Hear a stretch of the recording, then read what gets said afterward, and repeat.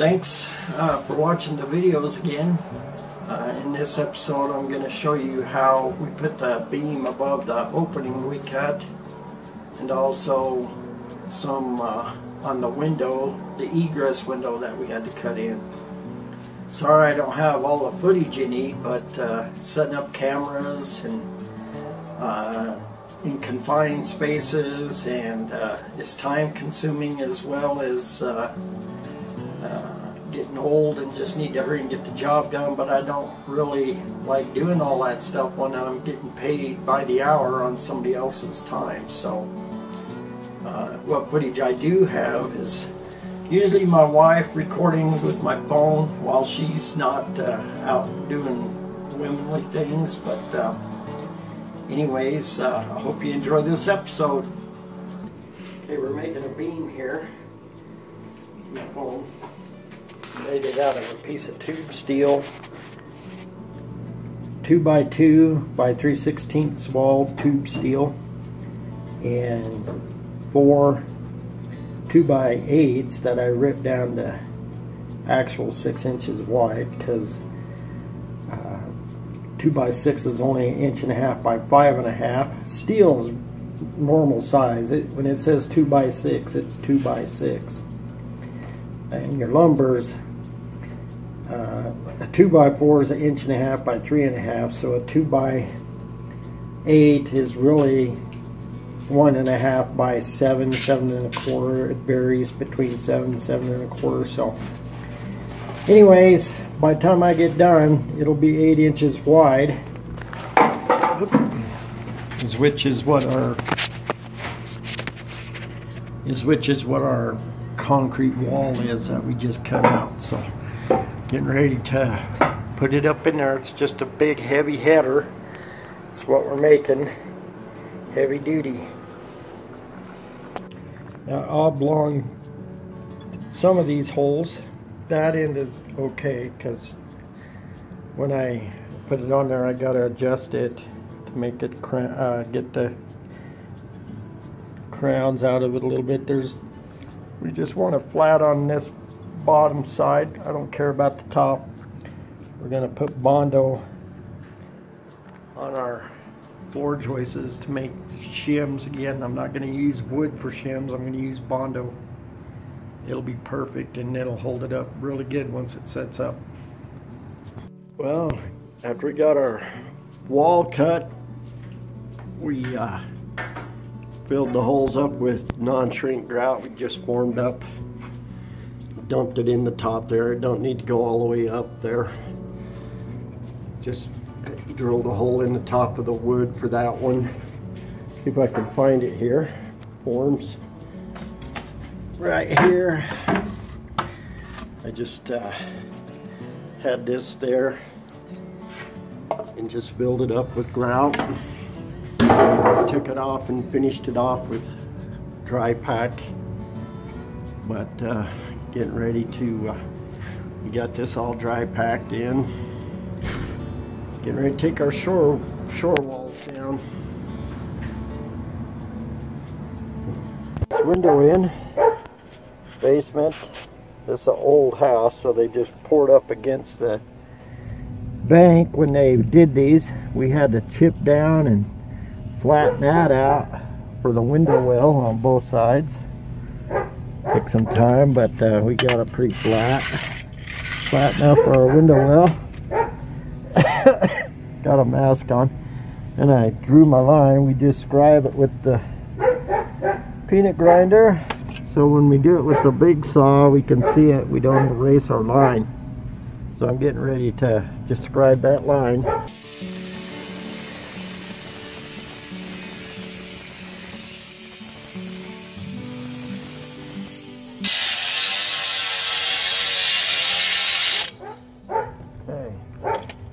If I got you or not. Alright, there's our line all scribed, so we know where to cut now. I'd erase that with water with the big saw, so that's an old line, that's nothing. But we're ready to cut with the big saw. Alright, we got this all cut with this, our saw here. Got this off Amazon. It's a 14-inch. Cost us about 270 bucks. But the neighbor's dog's loud. Anyways, we got it cut through as deep as we can on the outside. Then I took my bulldog and drilled a hole all the way through there, there, there, there. Mainly so I can connect the dots on the inside to go cut it from the inside now. Okay, here's my holes that I gotta connect. Right here. Got them 6 of them. So I'm just gonna draw a line, scribe it with my peanut grinder again. I don't know where it's at right now, but scribe it, and then we're gonna cut it from the inside to saw now, next. Had to grind it flat, just cleaned it up. It's pretty good.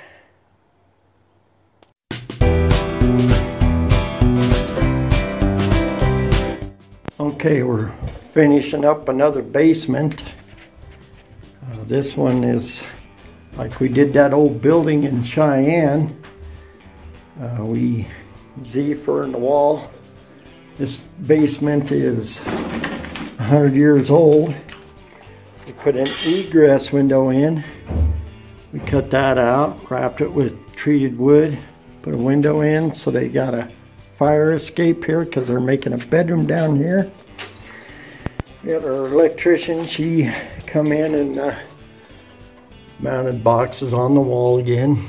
This is all Romex this time, not MC like that commercial building. This is residential. So I'll have to cut my foam to go past that. And down here, this is a plug. This is a wall scont. This is where their bed's going to go, against this wall. We just put a little water closet in, frame that in for them. Put some new windows in, replaced old windows. Some old plumbing, put new plumbing in, PEX. They went with PEX in here, but I'm putting the foam in. You can see here, we're just shooting it on. These are 1-inch nails again. This old cement is pretty brittle, so we're using 1-inch, shooting them in like I did the other building. Now you can see she just mounted her box tight. This is a shallow 1.5 inch box that she mounted to the wall tight. Now where this wire comes out to the middle of the, you won't be able to pinch that in there with your palm, so you have to carve it out like this a little bit. Just get your measurements like this. I just put it tight to the wall and come and mark it. Carve it out with my keyhole saw.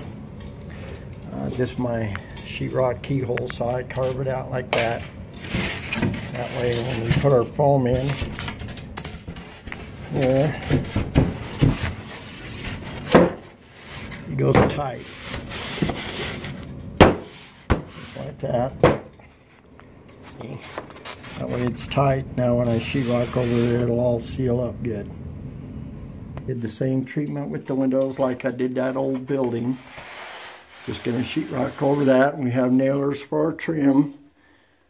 And it's a closet, tiny little basement here. This house is in Cheyenne, Wyoming. It's over 100 years old. We cut this out bigger to make a bigger door. I put a 2x6 by 3/16 piece of tube steel in there and bolted it through these two pieces of 2x8s I ripped down to be actual 6 inches steels. Real measurements to where the nominal wood is, you know, not actual measurements. But go back over here to this wall scont. Let you try to see inside it. She just stuck her screws in there with the little anchors that you screw it tight to the wall. Anchored it with some new south wire tabs, you know, where you're supposed to. And other than that, plumbing wall over here where the vanity's going. It's going to have a double vanity and a shower. 2-inch pipe. This is 1.5 inches, so we're going to rip down plywood. This plywood strips. We're going to put it on our Z-fur. Oops, that's not it. Our Z-fur right here. After we install all our foam, so it'll come out flush. We just had to put the nail plates on so the inspector can see. We're going to put them there when they came in and inspected it. But anyways, we carved out a spot for her to put her power right here. We'll come back in and pack that in with non-shrink grout. And then the painter, the interior decorators, painters are going to finish it up. This is going to be exposed ceiling. We're going to reroute the plumbing for the gas. But this is all going to be opened ceiling. They want that industrial look down here. She had to move her J boxes up and put lights. This is old house. This is really 1 inch thick, and then they got hardwood on top of that, so she was able to just use like 1-inch screws to mount her lights. But they got a light there. Of course, this light here is shining right now, but anyways, I just want to show you how we're finishing it out with Z-fur and foam. Tight to the wall, like we did that old building. Save on space and stuff, so this is what it looks like.